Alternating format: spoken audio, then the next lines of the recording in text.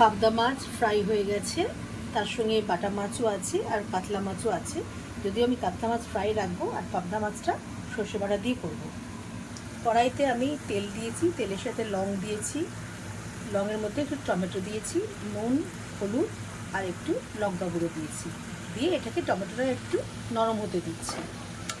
অনেকক্ষণ হয়েছে, টমেটোটা নরম হয়ে গেছে।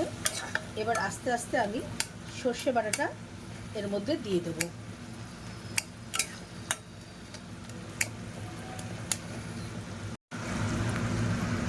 টমেটোটা গ্রিন্ড হয়ে গেছে, এর মধ্যে নুন, হলুদ আর গুঁড়ো লঙ্কা দেওয়া আছে। এবার আমি এর মধ্যে সর্ষে বাটাটা ঢেলে দেবো।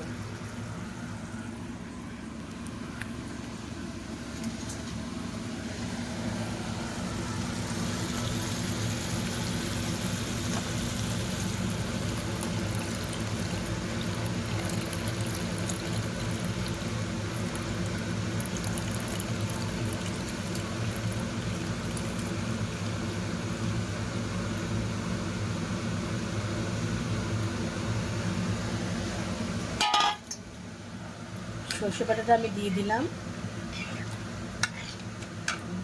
গ্যাসটা একটু ফ্লেম বাড়িয়ে দিলাম।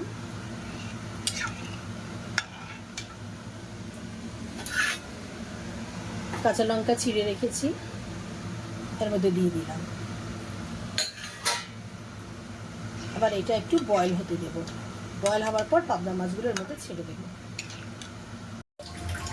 ফুটছে, এটা সর্ষে বাটা দেওয়া গ্রেভিটা ফুটছে। এবার আমি মাছগুলো এক এক করে ছেড়ে দেবো এর মধ্যে। একটা দিলাম, দুটো দিলাম, তিনটে দিলাম,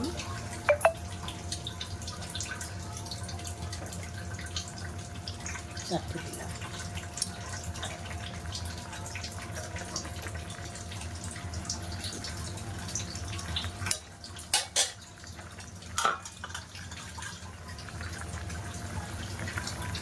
এইটা একটু ঢাকা দিয়ে দেবো আমি।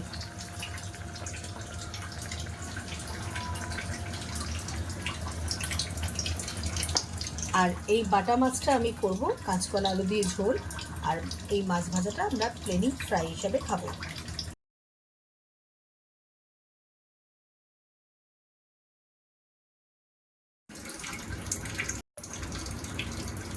রেডি।